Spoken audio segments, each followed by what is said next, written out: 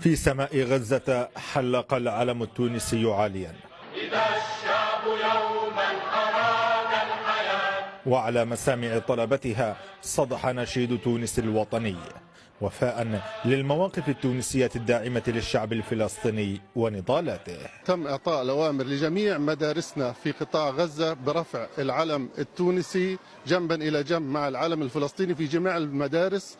في اليوم كانت شهدنا هذه الفعالية في طابور الصباح، وأثناء الاستراحة تم رفع العلم التونسي.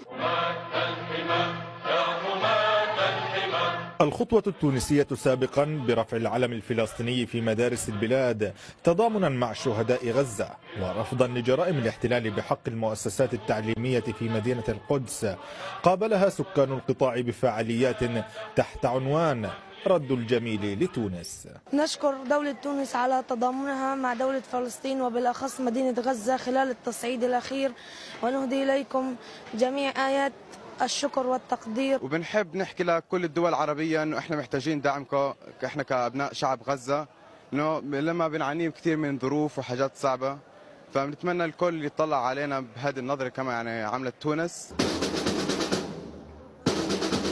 الدعم والتضامن التونسيان يأتيان في وقت تواجه فيه القضية الفلسطينية مؤامرات ترمي إلى كي وعي الشعوب العربية تجاه قضيتهم الرئيسية، قضية يقول أبناؤها إنها ستبقى حية ما دامت هذه الأعلام ترفرف جنبا إلى جنب.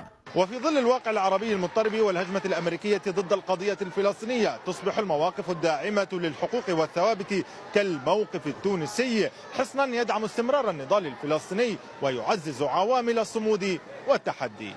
أحمد شلدان، غزة، الميادين.